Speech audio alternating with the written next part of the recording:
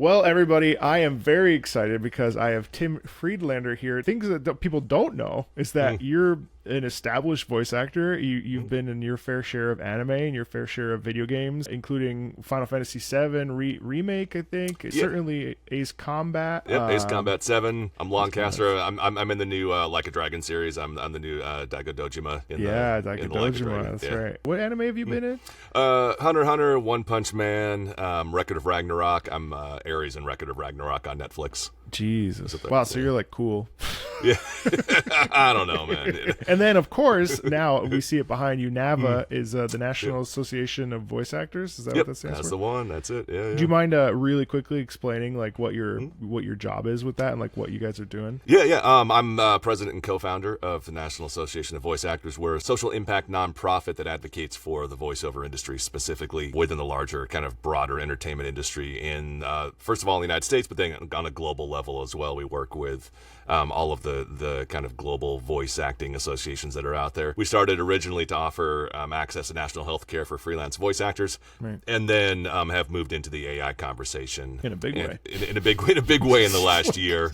Yeah, I think the last time I looked, like I've done 192 press interviews about this stuff, and presented to all levels of the government, including the European Union, in Brussels, and varies just all over the place, man. Yeah, it's been crazy. Yeah, you're living like you've gone to the White House multiple times now too, haven't you? Yeah, got to DC. Yeah, we've been on Capitol Hill, so we've been to the Senate and Congress for House of Representatives. It's really Yeah. crazy to me that like you all started this as sort of like a way to advocate for voice actors for health insurance, and all of a sudden you're like the leading voice of like, you're essentially like the guard against bullshit for the voice actor industry. Right. Yeah. I mean, it's crazy Voiceover to you. industry. How do you think we feel, man? This is like, this is nuts. This is also your fourth sort of like reinvention, huh? Because I mean, you were a music teacher for a really long time, and you played clarinet, right? If that's Yeah. I got my undergrad degree in clarinet performance and jazz guitar.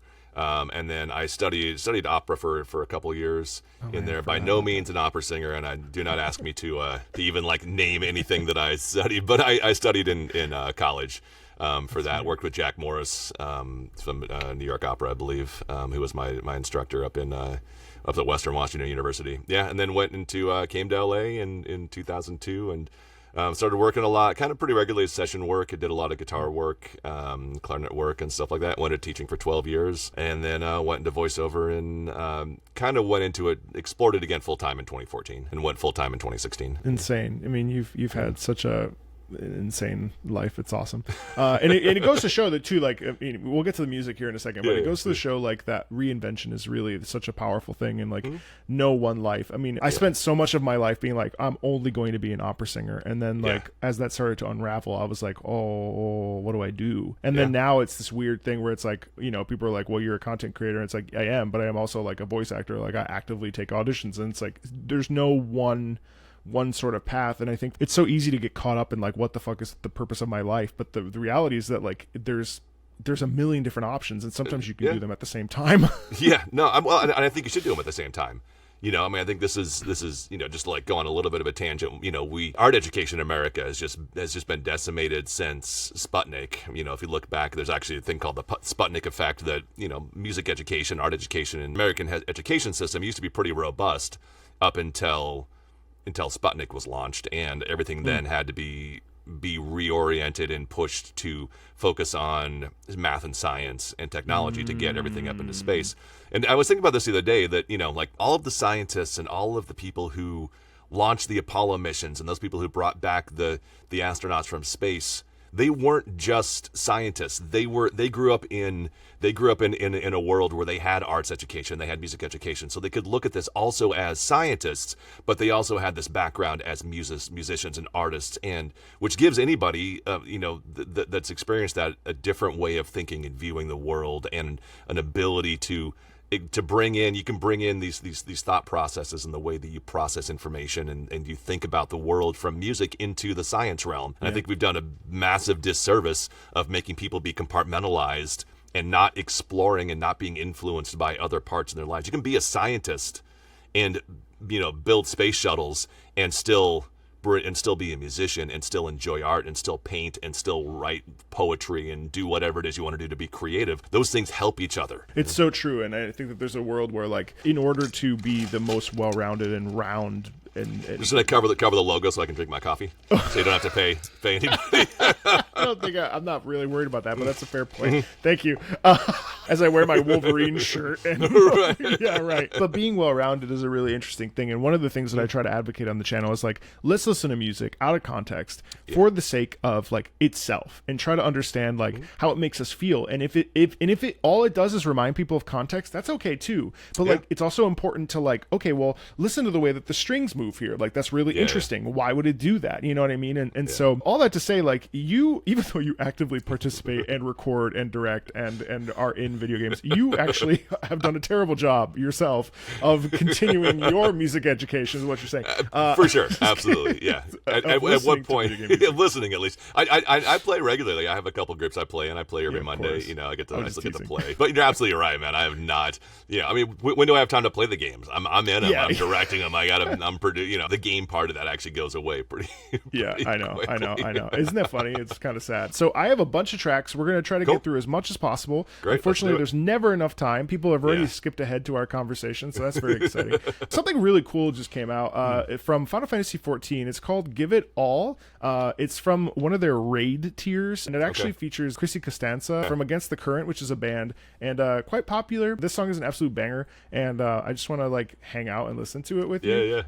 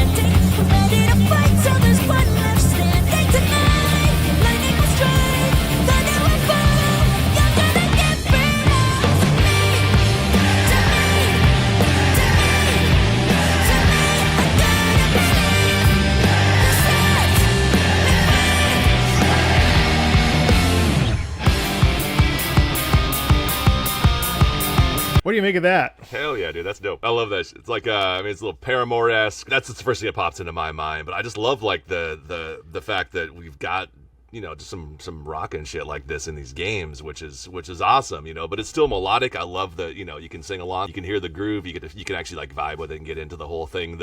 Though I gotta say, I play bass mostly a lot now. It's most of the work that I do, so I'm very dialed in with like drummers, and very particular with like kick drum and snare drum, and just the tones of this kit were just killing me. In a good way or a bad way? In way? A bad way. Like, it just sounds like the kick drum sounds like a cardboard box. It was just, I wanted some more oomph out of it, and the snare drum just sounds like he's got a big giant wallet sitting on top of the snare drum. The very beginning, I got over it and listened to the rest of the song, but it's great. I mean, I love like all of the, like the arpeggiated guitar work and the dynamics and all of those things that you don't always hear, especially, you get into like, you start especially looking like the loudness wars of the last 20 years, where everything just has to be loud all the time. Dynamics, like actually dynamics in the song. It's great. Yeah, the structure's really cool because there's like a ton going on, and there's a lot of layers that are really fun too, because it's not just like 4 different instruments. It's like a big mess of like essentially like what sounds like a punk rock orchestra. Yeah, exactly. I mean? Yeah. It's very orchestrated. It's very, and it's layered in a way that you actually can hear all of the.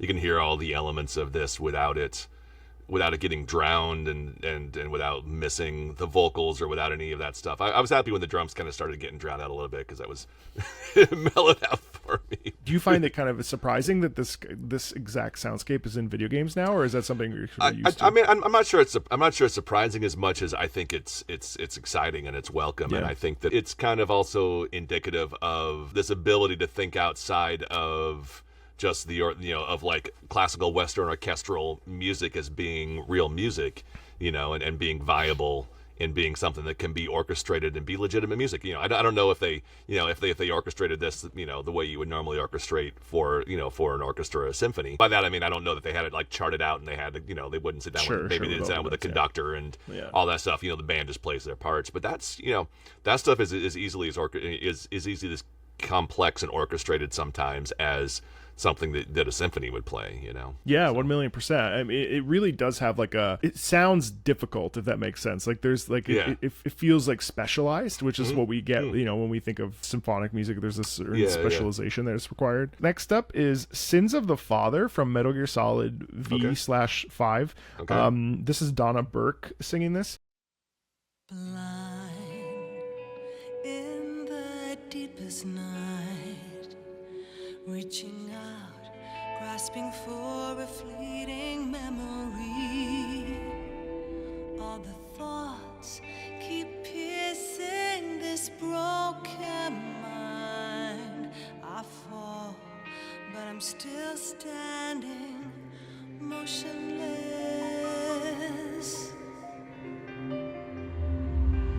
Far in the distance, there is light, a light that burns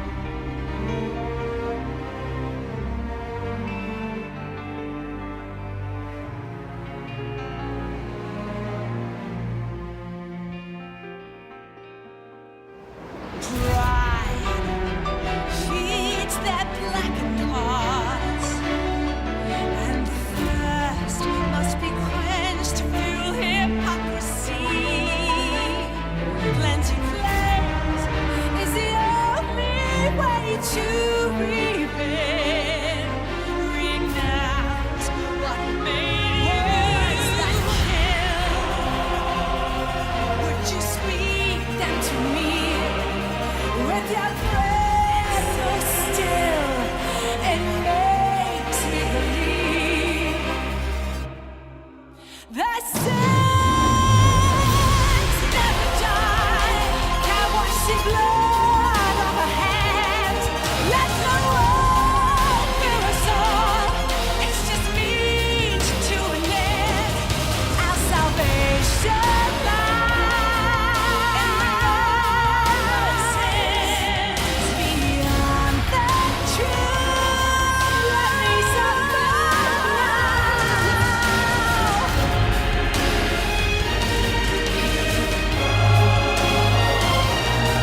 in my heart, I just know that there's no way to light up the door in his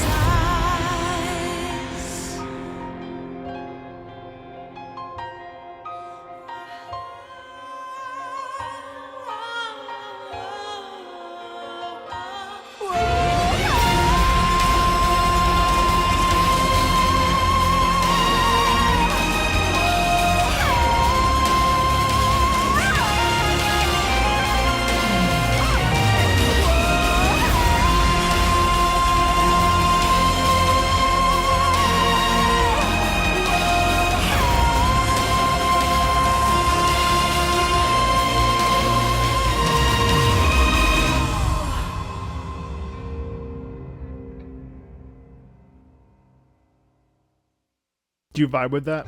That's great, man. That's great. That is awesome. I'm not familiar with Donna, but like just the vocals on this, the vocal control, like it's got like all of the best parts of so many different genres in there. It seems like, you know, it's like it's got like some like dubstep bass drops. It's got this piano, you know, it's kind of cool. The piano goes all the way through until the end, where it almost like changes to harpsichord or something. Like the last part about that, I was really interested. I was thinking about how the piano kind of underlined all those changes, even when the orchestra came in, and then kind of towards the end, it just changes into like, it sounds like a harpsichord. It's probably synthesized, sound like a keyboard or something like that. Yeah. It almost kind of reminds me of like something from like if David Lynch did Wicked or something. You know, this would like be a song that it's got that Broadway feel to it, but it feels that it's got this darkness to it and this kind of unstableness, I guess. You know. Yeah. You know, kind of the choices of the chord progressions and stuff like that, which is really cool. The vocalism is really, I think, like obviously the standout, just because of how like there's a virility in it, which is really like satisfying to listen to, especially obviously it's a meme, like the whoa, but like, you know, the fact that like where it sits on the chords and how Donna's able to really belt out without like losing the tonal center at all, and it has this like real fullness to it it's just really impressive. I mean, it's I just heard this like for the first time, like I don't know, probably a couple weeks ago, and I've been sort of low-key obsessed, so it's like I can see how you would be. Do you know how like cool Ace Combat is? I mean, I've heard somebody like did like in a 4-hour video where they took all of my lines and just put them all back to back of just me talking about burgers and on your left, on your right. It's just like 4 hours of that, which is hilarious. But no, I don't know. I don't know anything about, like, it was actually my first game. It was my first big project I ever did. Oh my god, that's crazy. And I got it recorded that in 2016.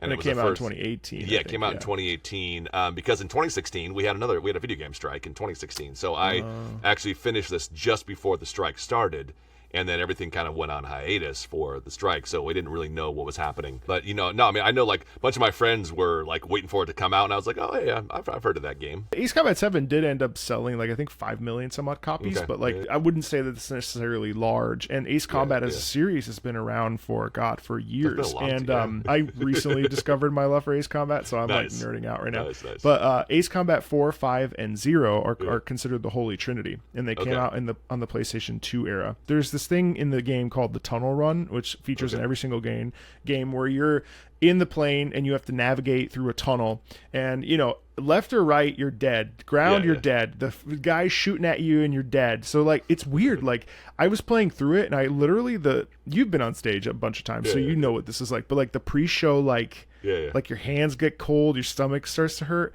And it feels kind of funny to say, but I was actually as uncomfortable as I was pre-show trying to do this ungodly tunnel run because there's a song that plays at the end, at the very last boss of Ace Combat 5 that is just like the payoff is I knew was coming. So anyway, so it's really hard because I don't want to turn this entire episode into an Ace Combat. I will. I need to not do that. Yeah, we can do. Well, and Ace Combat 7's got like myself and Joe Zija and Brad Venable and a bunch of other people in it that was like early in our stages in our careers too. Which like was luminaries. I mean, you know what I mean? Yeah. Like it's incredible how Ace Combat. I need to be in an Ace Combat. Exactly. Yeah. The next. That's the next. The step. next wave. The next wave. Yeah, Ace Combat 9 probably. I think 8's already happening. I think 8's happening too. Yeah. Have you heard any music from Ace Combat 7? No. I literally have. The first time I saw it, I actually did like a live stream with Joe Zija. He and I, we did like a live stream called Burgers with Lancaster, where we went and ate. Had burgers and played the game for the first time, and I just got decimated. It was just a disaster. He's literally like, okay, so this is how you hold the controller. That's where we were. It was disastrous, but it was hilarious. It was a lot of fun. I guess I'm gonna have to play you the like sort of main theme Daredevil. The rumor is that Keiki Kobayashi, the composer for this, well, you might know more than I do. They held the game so that he could finish this track. Oh, interesting. And then this became like the theme, the sort of thematic, the leitmotif appears everywhere in this game. Okay. Yeah, I'm really excited for you to listen to this.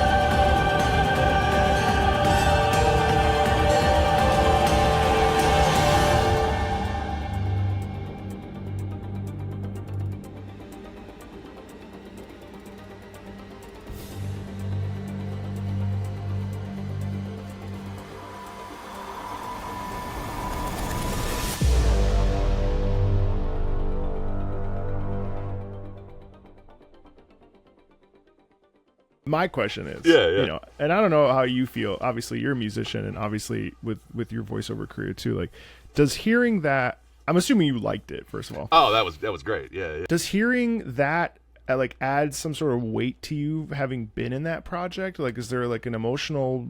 Does it feel like knowing that you're a part of that? Yeah, I mean, it's actually really interesting. It brought back more memories of being back in school and some of the early, you know, I think something like this is a great example of the freedom that and the acceptance that people have of composition, and that you can write things that have so many different elements in there that aren't so stringent. You know, I graduated high school in '92, and so I was in college in the late '90s. I wanted to go to college, to go to music school, to have somebody help me figure out what was in my head, so I could hear. So I had all these ideas, and instead of people helping me get those ideas out, they told me what I was hearing was wrong, and that, well, you can't do that. You can't put that instrument with that instrument over there. It's not what you do. That's not how it works. We had to do an orchestration piece of like a dirge, like a death march. I thought it'd be really cool to put percussion into it because it seemed like that would be appropriate. And I wrote it out, and the orchestra played it, and then they were like, well, it's great, but you were wrong. You can't put percussion in this. And I was like, well, why can't you do that? So to hear something like this that has all of these elements in it, that has these strings, that has this really cool melodic line that doesn't have to be complex. We're not going through like any Tristan chords or like trying to do these like false cadences or these these massive modulations, and it still has that same weight that you would get. I'm a big fan of like Dvorak, like New World Symphony. I love just the kind of the I want to say bombastic, but just the freedom at just letting everything go. This to me felt like very freeing as a composer. I could see how it would just kind of you're like, I want to do it, and let's put it in and see how it sounds, and have that freedom to do that, which I think in video game music, and the more, my exposure to video game music is now 3 songs deep. But it seems that, that you've got almost this freedom to write for a completely different audience. I mean, it is a completely different audience, but you're not writing, if you were to try and write this as I don't know where else this would go, you're going to be constrained by, well, that doesn't fit this style of music, and that doesn't fit that style of music, and that's not what this movie's about, and that's not what this TV show is about, and that's not how the band plays these things. All these like kind of limitations that you get on this. This seems very, very freeing, especially like these orchestral violin lines and these big. I'm hearing massive horns. You're hearing all the trombones. It sounds like, and all these things in there with some electronic elements and some other things, and some backward swells into these sound effects types things that are happening that you wouldn't normally get to do in any other genre, because other genres are a genre to a certain extent, I guess, right? Yeah, it's like a straitjacket. There are no rules so long as it sounds good and it moves people and it causes people to feel a certain way. And I think that's the important thing, is like it feels good. There's so much there's so much music that can be very like mathematically written. Well, this is the right chord progression, these are the right intervals, and this is the right way that it should go, and let's put the building blocks together. And it doesn't feel good. There's no vibe to it. There's no like groove. There's nothing like you could feel the pulse in this. You could feel this like this thing that just kind of pushes you through the entire piece.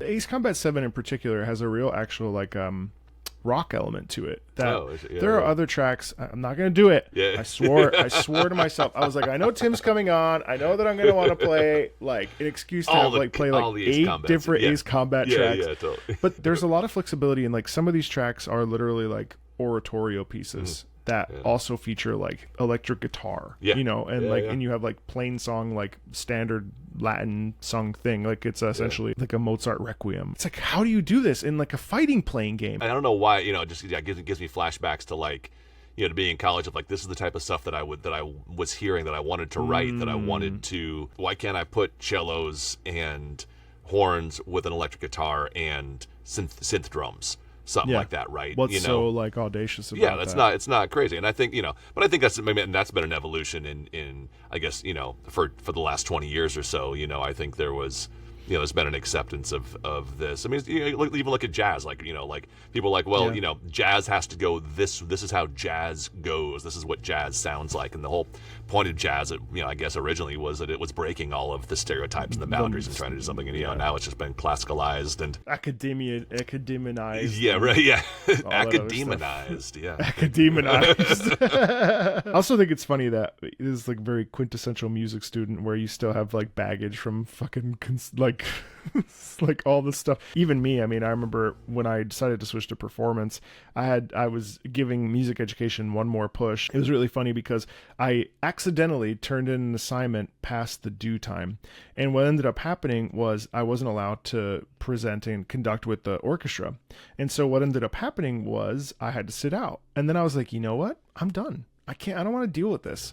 And then I literally, that because of that one thing, I quit music ed and pivoted to performance. And but not to say that I don't always think about all the trauma I went through with performance stuff, but it just goes to show these little things in music school that can completely shift our like mindsets about what music is. I mean, and part of like being a musician is being emotional and being exposed and being vulnerable and being willing to put yourself out there. What's interesting, Karen Gilfrey, who we both know, who's a phenomenal, comes from opera. You know her from, do you know her from the opera world? Do you know her from VoiceOver? I didn't know her from opera, but I know her from VoiceOver. And I know her from VoiceOver, but she posted something the other day that said, don't be the reason somebody quits. And I think about that, like of all the times of just one little thing, that one little thing is the reason that you quit something. And then along the same lines, the same undergrad that I'm complaining about right now, I also had like the single best musical experience of my life in a concert, in a choir that I sang in, like the top choir in that and we sang for like the state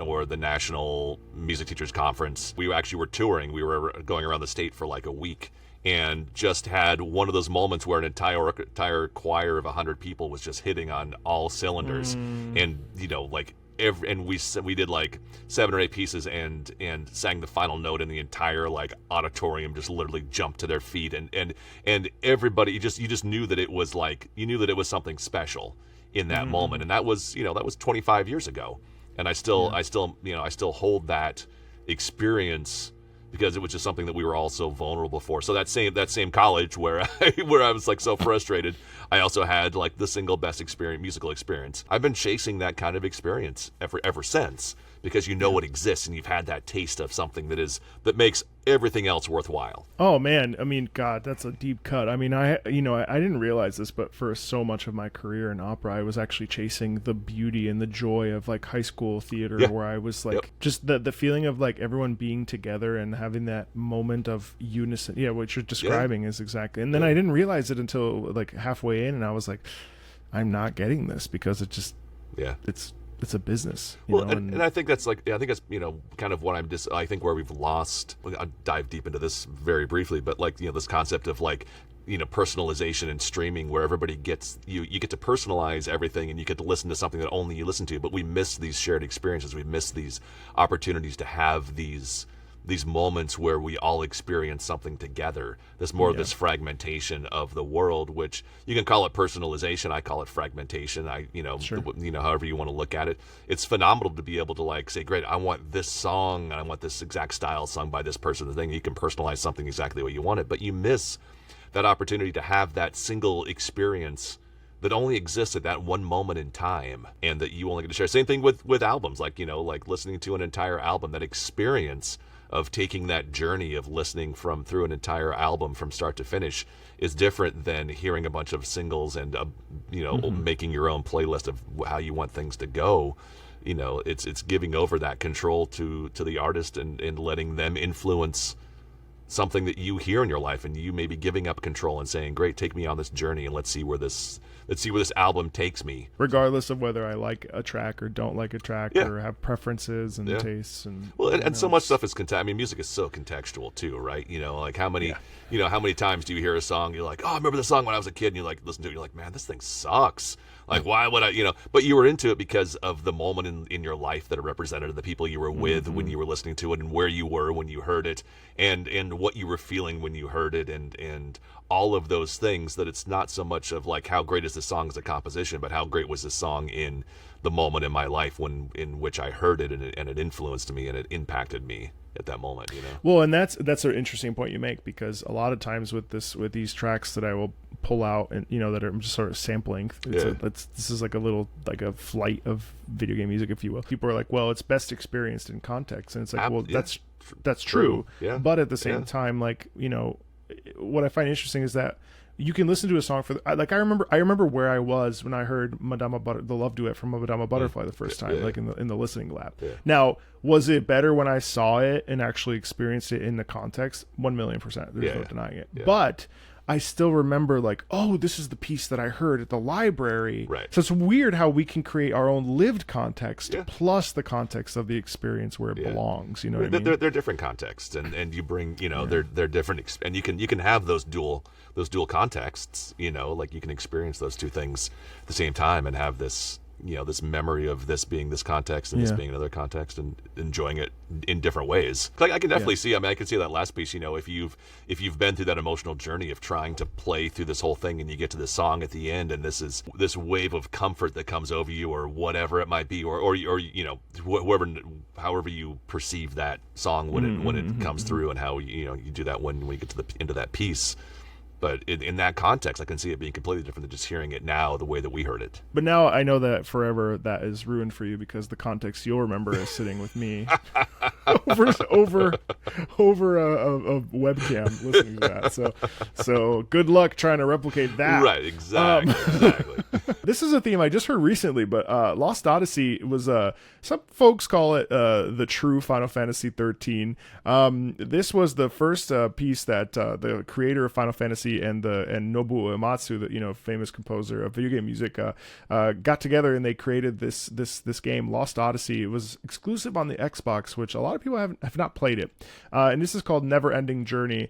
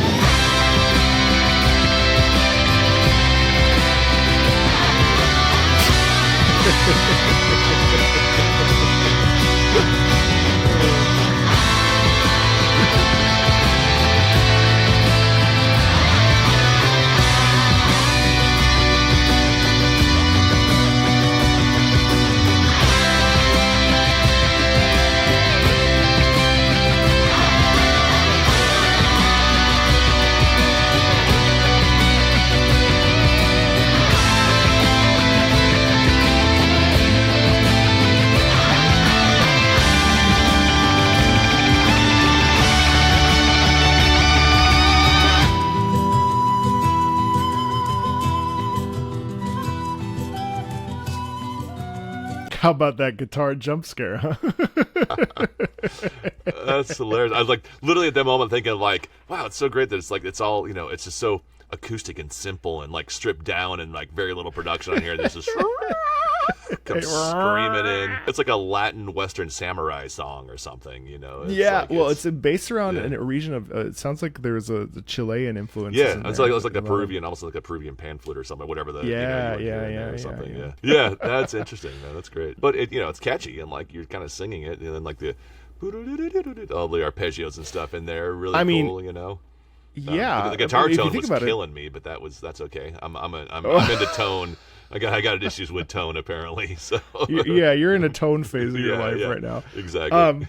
Well, maybe this will satisfy you. Let's see. This is a song I've been obsessed with. It's Ups and Downs, Slayer's theme from Guilty Gear Strive. Okay.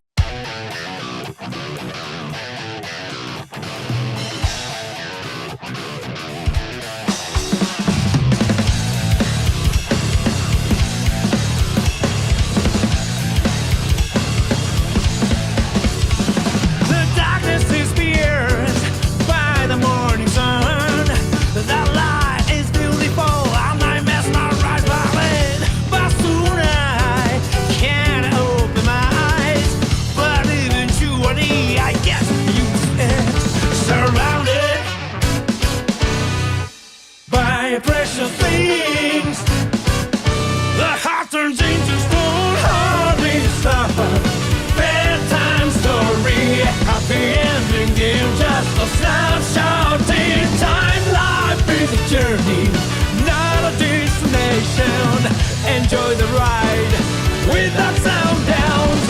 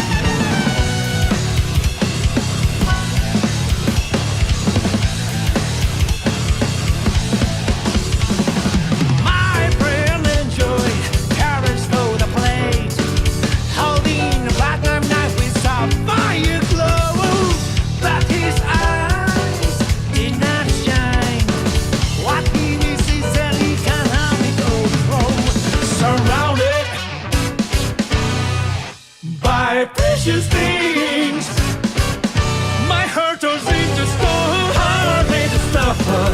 Bedtime story, happy ending, it's just a snapshot in time. Life is a journey, not a destination. Enjoy the ride without sound downs.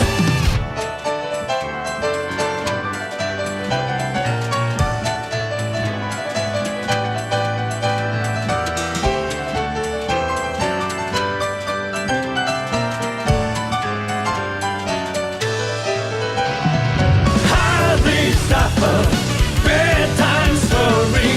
Sometimes you have to play supporting role, but what matters is that your eyes shine in the moment. Happy stopper, bedtime story, happy ending. You just a snapshot in time. Life is a journey, not a destination. Enjoy the ride with ups and downs.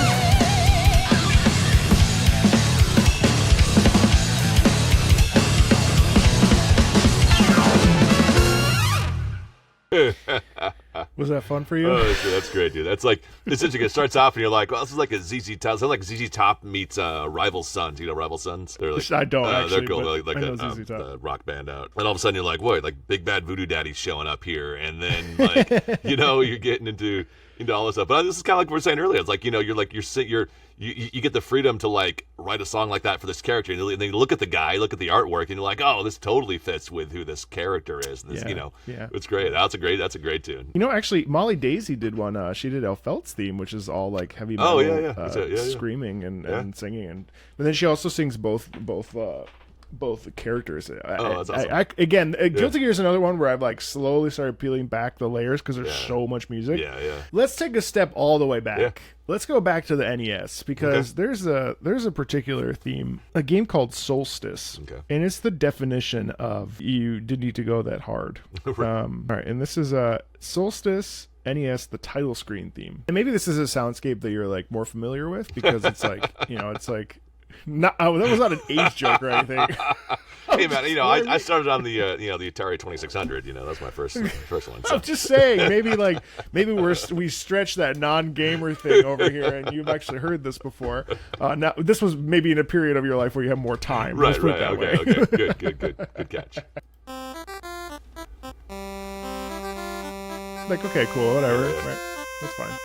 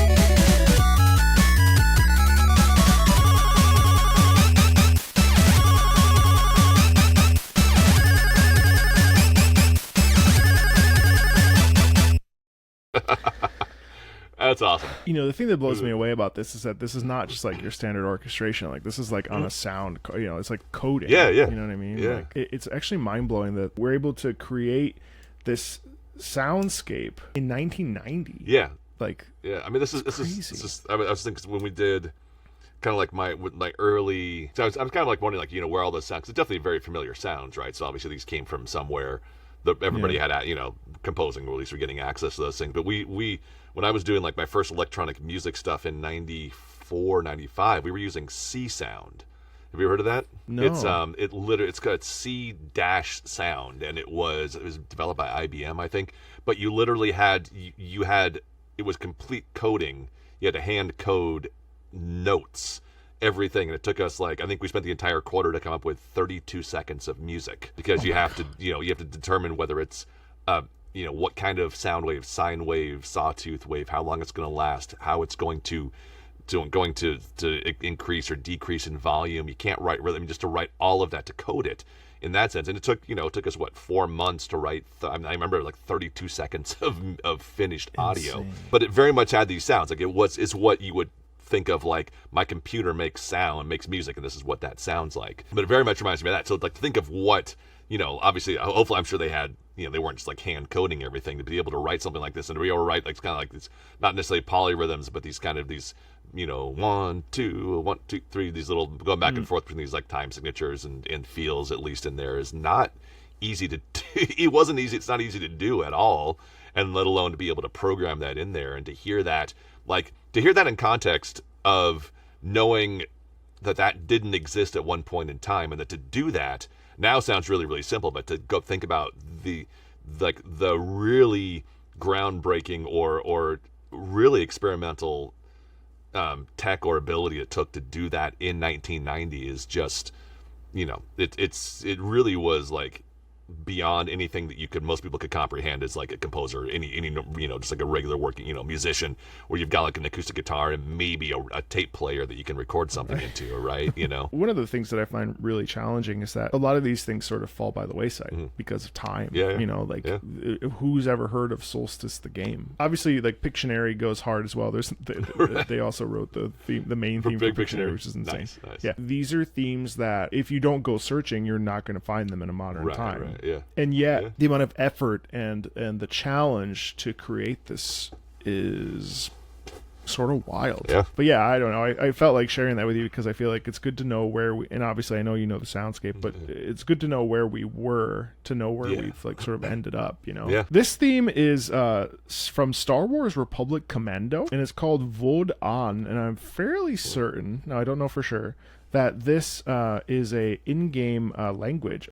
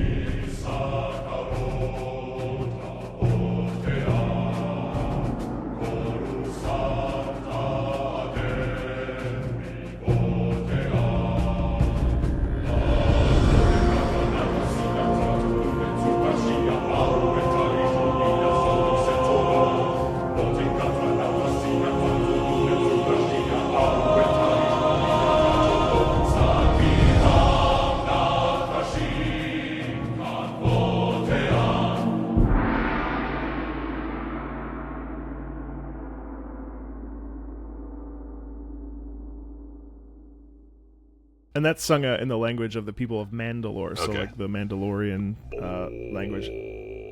Yeah, it's pretty low there. Obviously, you and I understand that that's like just like your standard sort of martiale march style. Yeah. But I find that the total language of that is really like foreboding in a way, even though it's like feels like in the lyrics are like glory, one indomitable heart, brothers all, we the wrath of Coruscant, brothers of all, and glory, eternal glory, we shall bear its weight together. Like, so it's interesting. I don't know. What do you think of that? You can hear that in like like a concert hall performed, and definitely it fits the feel of what I would expect from Star Wars, from John Williams, from previous compositions and previous feelings and styles that you would get. out of there. I love kind of the bombastic nature of this, and kind of the the single snare drum doing the march in there, which is like very similar to that piece that I wrote in college. They were like, you can't put percussion in this. I'm like, oh, that's what I wanted. Damn, there's just a bunch of reminders of that, man. I'm sorry. No, that's good. I have to pull it out. I kept the score. I need to pull it out and actually like get some people to play it one day, to like play it the right way, Yeah. And be like, see, yeah. this is what it was supposed to sound like. This could have been in a video game. Exactly. Do you like Prince by chance? Yeah. Let's listen to this. Cool. If you like Prince, I think I haven't played this song in a while, but I know that you're obviously you're big into guitar and bass and all this other stuff, so I think you'll really enjoy this. This is The Rain Formerly Known as Purple by Chris Christodoulou. Nice. This is a bit of a journey, so we'll go along with it. Nice.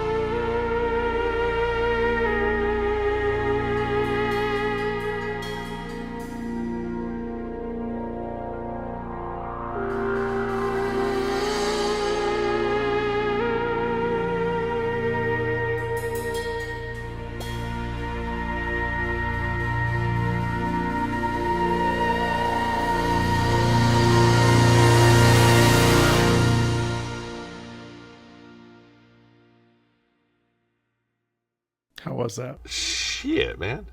Damn. It's got elements of, I mean, God, what? I mean, that's got everything in there. That's great, you know. And I really like it's a great example of something that can just still be, didn't have to be very complex. You had this, you know, yeah, the melody kind of kept going through, kind of underpinning the entire thing all the way through the entire piece, which works, which is not a massive amount of chord changes. You're not talking about trying to get through all of these.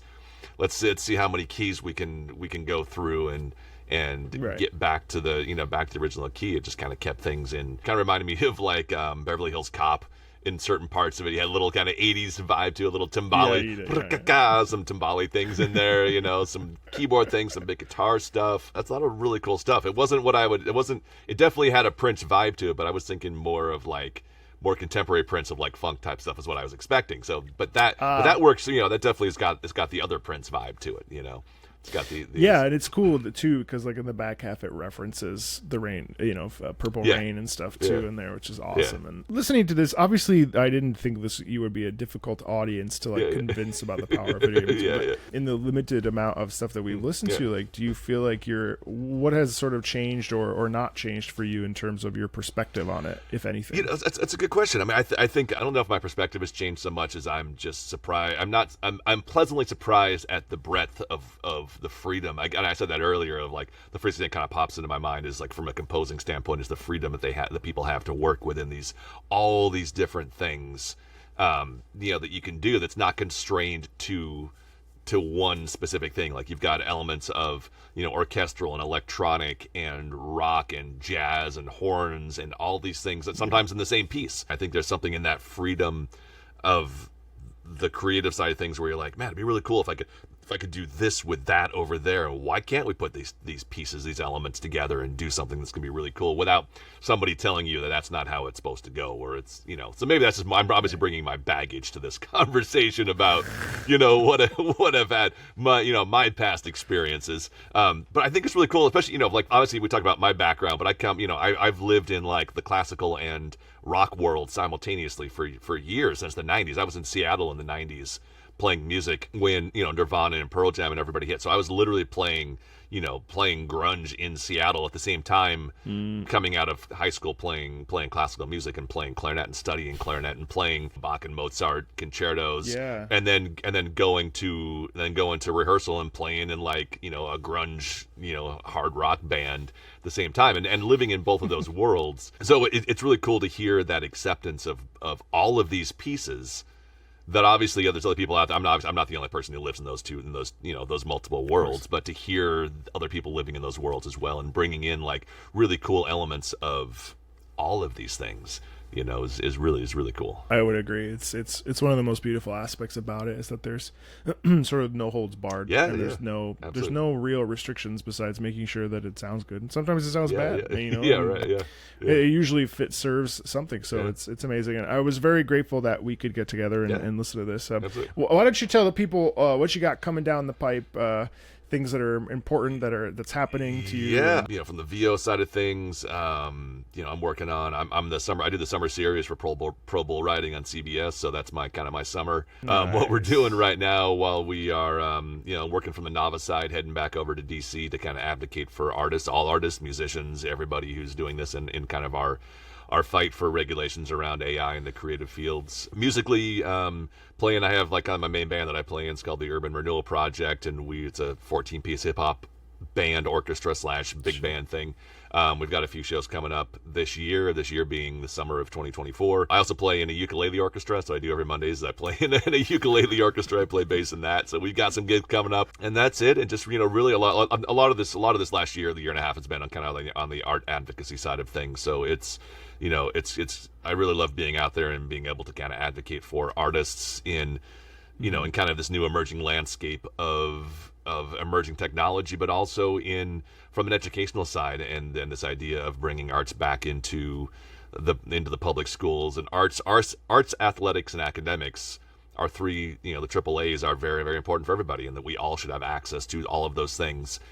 Being a great musician makes you a better athlete, and being a great academic makes you a better musician, and all these things tie together, and you can be, all of these parts of yourself, in a creative, academic, athletic world, engineering world. All those things are great. So, that's what I love talking about and getting out here doing. So, well, you're busy, that's for sure. Getting it, yeah. And is it NAVA.com? NAVAvoices.org. NAVAvoices.org. If you want to check out what Tim and the team are doing over there, we certainly appreciate it from the voiceover side, but also just like Tim said, from the advocacy side. Feel free to check that out for sure. Yeah. Thanks a ton, Tim. We really appreciate having you on, awesome. and we'll see everybody later. Take care.